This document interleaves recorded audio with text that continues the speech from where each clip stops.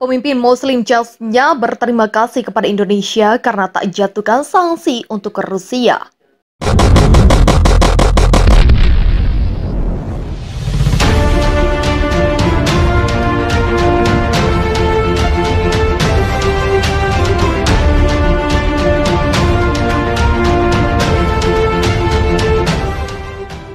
Pemimpin Muslim Chechnya Ramzan Kadyrov berterima kasih kepada Indonesia dan negara-negara Islam yang dianggapnya mendukung Rusia.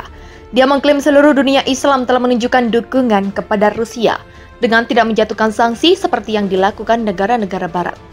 Selain Indonesia, negara-negara yang diklaim mendukung Rusia diantaranya Saudi Arabia, Turki, Uni Arab Emirat, Pakistan, Palestina, Irak, Suriah, Iran, Libya, Yordania, Mesir, Qatar, Azerbaijan, Aljazair, Afghanistan, Bangladesh, Bahrain, Bosnia, dan Herzegovina, dan Brunei Darussalam.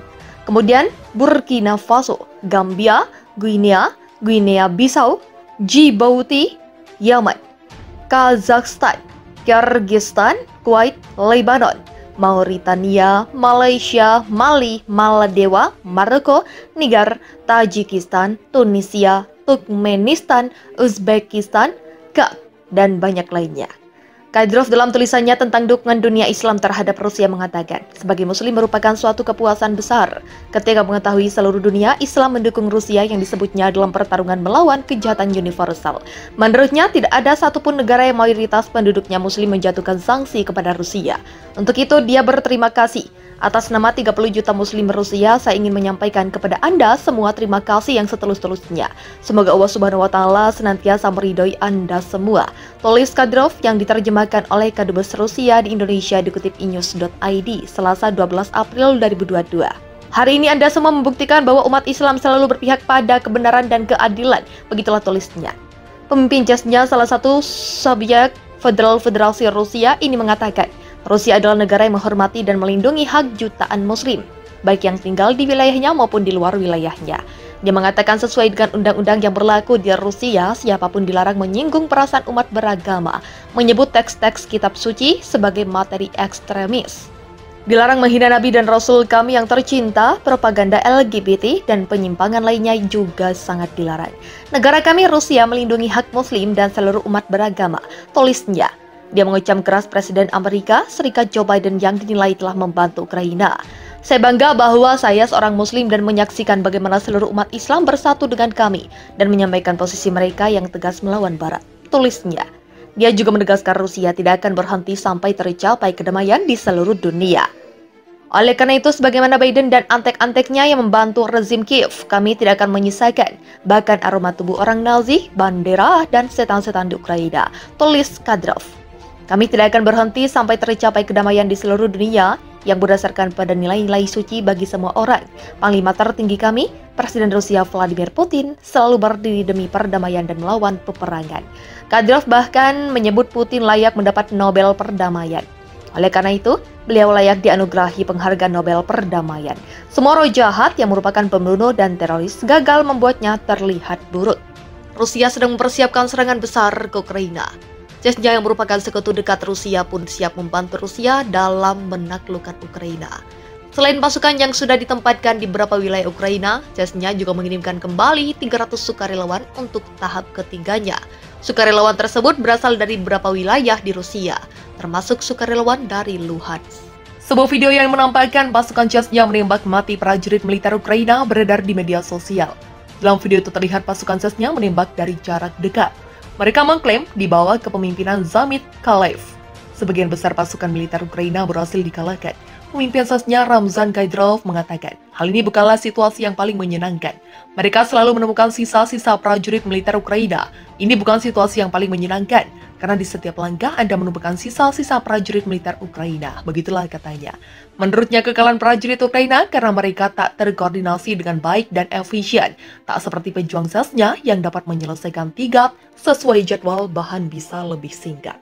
Tak hanya itu, Ramzan juga mengatakan pasukan Ukraina disebut melukai dan membunuh selusin warga sipil. Kemudian mereka akan menganggapnya sebagai kejahatan Rusia. Semuanya jauh lebih sederhana bagi mereka untuk meluncurkan beberapa rudal ke arah daerah pemukiman, sehingga melukai atau membunuh selusin warga sipil. dan tentu saja menganggapnya sebagai kejahatan lain oleh prajurit Rusia, tuturnya. Cara ceroboh Ukraina tersebut disebutkan kini menjadi bumerang dan membuat mereka mengalami kekalahan. Ramzan kemudian berharap pasukannya bisa memenangkan perang ini. Ramzan Kadyrov, pemimpin Republik Rusia Chechnya, mengatakan pada Senin 11 April 2022 pagi bahwa akan ada serangan oleh pasukan Rusia tidak hanya di pelabuhan Mariupol yang terkepung, tetapi juga di Kiev dan kota-kota Ukraina lainnya. Akan ada serangan tidak hanya di Mariupol, tapi juga di tempat lain, kota dan desa. Kata pemimpin Chechnya itu dalam sebuah video yang diposting di saluran telegramnya seperti dikutip dari Tels Star Times. Luhansk dan Donetsk.